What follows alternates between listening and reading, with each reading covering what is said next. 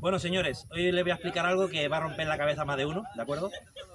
Eh, casi no me atrevo a decirlo, me prefiero explicar primero y después decir lo que voy a decir. Bueno, quiero hablarles de un experimento del CERN, es el acelerador de partículas europeo que tenemos allá. Allá se aceleran se aceleran haces de neutrones, ¿de acuerdo? Se le pone campos magnéticos y tal, se les hace girar ahí, y después en un momento dado sueltan el haz y lo hacen pasar a través lo hacen colisionar, ¿vale? Lo hacen colisionar, por ejemplo, con una lámina, por ejemplo, de carbono y otros sistemas de colisionar. ¿Para qué? Ellos quieren romper partículas, ¿vale?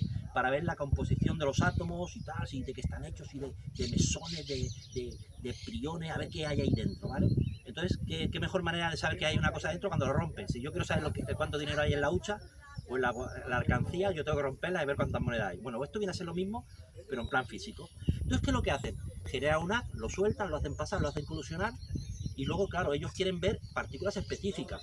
Entonces, para ver partículas específicas, ¿qué tenemos que hacer? Tenemos que quitar las partículas que me sobran.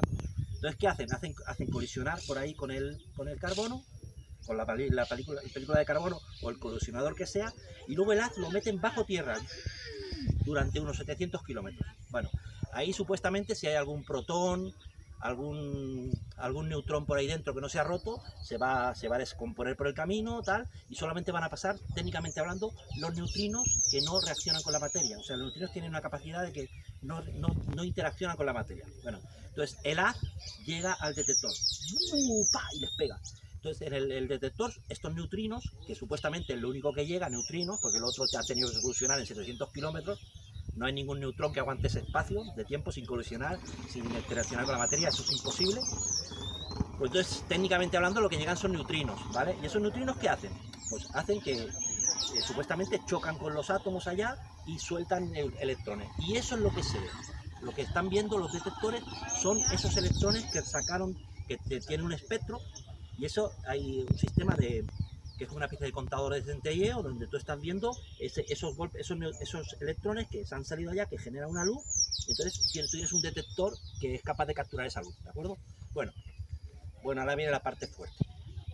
¿Qué es lo que pasa y cuál es su explicación? Bueno, cuando entras uno de estos haces al detector, sí, eso de los electrones ocurre, sí, realmente se producen haces, tú puedes tener el detector, hay diferentes detectores, yo le veré en este caso el detector de argón. Bueno, el detector de argón reacciona con el argón, hace algunas reacciones más que no voy a entrar en el tema, pero básicamente esos electrones los mido, ¿vale? Pero pasa una cosa que es muy curiosa, que no tiene sentido, y de hecho no se lo encuentra los sentidos, pero yo le voy a explicar el sentido. Cuando recién pasa el haz, hay diferencia entre el haz cuando pasa por un detector de argón que cuando pasa por un detector de argón sólido, en forma de hielo, o un detector líquido, argón helado solamente, pero no congelado. Cuando el argón pasa por un detector líquido, varios minutos después de pasar un haz, ocurre algo muy curioso, que es en el fondo del detector aparecen como haces de luz, y no saben de qué vienen. O sea, es como si hubiera un retraso raro, no sé, como si algún neutrino se hubiera retrasado, pero solamente pasa en el fondo. Y digo, ¿y esto? Qué cosa más rara, ¿no? Entonces les hacen unas explicaciones, unos fenómenos que no tienen sentido, y cuando el efecto ocurre, en vez de ser un detector líquido, es un detector sólido. El detector sólido, lo que pasa en el fondo, pasa en toda la matriz. O sea, en el líquido, abajo pasa que hay como si salieran haces de luz ahí abajo. Y cuando el detector es líquido, pasa eso. Y cuando el detector es sólido, resulta que no. Resulta que pasa lo mismo, pero no en el fondo, sino pasa en todas partes. Bueno, pues le voy a explicar lo que pasa realmente. No están detectando neutrinos, están detectando neutrones. Y tú dirás, pero los neutrones tendrían que haber interaccionado con la materia, pero no neutrones cualquiera. Están captando neutrones expandidos por una expansión que nosotros tenemos aquí a nuestro alrededor. La Biblia te habla de cuando Dios creó todo, dice que puso la luna y el sol en la expansión de los cielos. Ya la Biblia te habla de que hay una expansión. Esa expansión es real y es detectable. O sea, se detecta cuando, por ejemplo, entra un cometa y genera colas. Las colas no tienen nada que ver con la distancia al Sol. Las colas de los cometas tienen que ver con el momento en el que entra en la expansión. Con ese tiempo se puede calcular la altura, lo que está arriba, abajo, a un lado, al otro, enfrente y tal, de lo que sería el Sol. ¿De acuerdo? Va a quedar bien la moto esa, ¿eh? Bueno, la cuestión es la siguiente. esa expansión resulta que solamente está en un lado. O sea, si yo tengo el Sol y si yo miro y corto por el medio el Sol, digamos, perpendicular a lo que sería la órbita, o sea, la órbita haría así, la órbita de la Tierra sería así, yo hago un corte en el medio del Sol que pasaría por los cortos de la órbita, eso sería, digamos, un plano meridional solar. En la expansión empieza, de ese plano meridional, empieza muy poca distancia del Sol y luego casi un cuarto de año luz del tamaño Tierra. Es el tamaño de la expansión. No es una expansión que ocupa todo el sistema solar, no, que ocupa esa parte nada más, ¿de acuerdo? Por resulta que cuando tú haces un experimento de haces y los tiras en los meses del año, que son aproximadamente entre julio y diciembre aproximadamente, hay diferencias, porque no me acuerdo exactamente la fecha, pero más o menos en esa fecha tú tiras un haz y ese haz ocurre el efecto ese y tú estás viendo que se generan todos esos halos, puedes detectar neutrinos y tal. Cuando tú tiras el haz fuera de esa época no detectan nada. Digo, ¿cómo puede ser?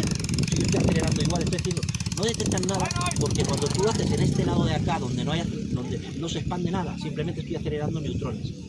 Cuando yo estoy haciendo neutrones en forma de protones, pero los estoy acelerando. Cuando yo ese haz lo lanzo, no llega al objetivo, porque le pega a la Tierra, reacciona con otros átomos, hace captura electrónica, captura neutrónica, lo que tú quieras hacer, pero no llegan al haz, porque no se han expandido. En cambio, tú lo haces en el otro lado, ese protón se expande, choca, suelta el que es capaz de soltar, solamente queda el neutrón, el que suelta, digamos, el positrón, ese sigue recto, pero sigue recto como en forma de neutrón, pero con una energía que es como un trolebús. O sea, las interacciones entre las partículas son cuánticas. O sea, si yo tengo una partícula con demasiada energía y va a un átomo, no le va a hacer nada al átomo, demasiada energía. Es como un trolebús que lo atraviesa, va recto, pero se va frenando por el camino. Entonces, cuando llega al detector, ¿qué está llegando? Está llegando un neutrón, no está llegando un neutrino. Y se lo demuestro. ¿Por qué? Porque se lo voy a mostrar con esa luz que les he explicado antes. ¿Qué es esa luz? Esa luz es una captura de neutrones del argón 40, ¿vale? Cuando el argón 40 captura un neutrón, se convierte en argón 41. El argón 41 es un emisor beta. Un emisor beta significa que tira un rayo de luz en un momento determinado. ¿Y cuánto es de emisor beta? De media corta a media. Muy corta, aproximadamente 1,86 segundos tiene una media. ¿Qué significa? Cuando yo tiro un haz, estoy tirando neutrones. Esos neutrones interaccionan, los que tienen la energía justa, con el argón 40 y fabrico argón 41. El argón 41 es más pesado y cae, pero no se desintegra enseguida. A lo mejor tarda minutos en bajar y en esos tiempos algunos se desintegra por arriba y la mayoría se van a desintegrar abajo. Y eso ocurre entre haz y haz. Cuando el haz es sobre sólido, sobre argón sólido, que no es argón líquido, como se mide el proceso físico es el mismo, pero el químico no es igual, porque ese argón 41 no baja porque está congelado. Entonces la desintegración que ocurre en los próximos minutos se ocurre en medio. Bueno, ¿cuál es el problema de los físicos? ¿Son tontos? No, no son tontos. Lo que pasa es que los físicos no se quieren creer lo que Dios dice, no se quieren creer que estamos en una expansión, no se la quieren creer incluso aunque ven los cometas, que no importa la distancia que el Sol que entren. Ellos desarrollan colas cuando pasa ese tamaño de la expansión. El Halley entra aquí, sale por acá, lo que sea, yo veo aquí que cuando sale brilla, y cuando sale deja de verse la cola, y con eso pasa todo, o sea, pasa con cualquier tipo de cometa. Y no se están dando cuenta de ese detalle, que no importa si el Sol está aquí, da igual si entra aquí, que si entra aquí, que si entra aquí, que si entra aquí. La cola se ocurre del cometa cuando entra a la altura de la expansión. O sea, no tiene nada que ver ni con los vientos solares ni nada, ¿de acuerdo? Esto lo hemos visto en el último cometa que está pasando. Ahí se ve claramente el efecto de la expansión. El cometa ahora está fuera de la expansión, pero nosotros estamos dentro. Por eso seguimos viendo cosas extrañas. Bueno, un privilegio hablar con ustedes para que vean que lo que dice Dios es cierto. No sé si se entendió algo. Tengo un ingeniero para testearme. ¿Se entendió algo? Interesante. Dice que está interesante.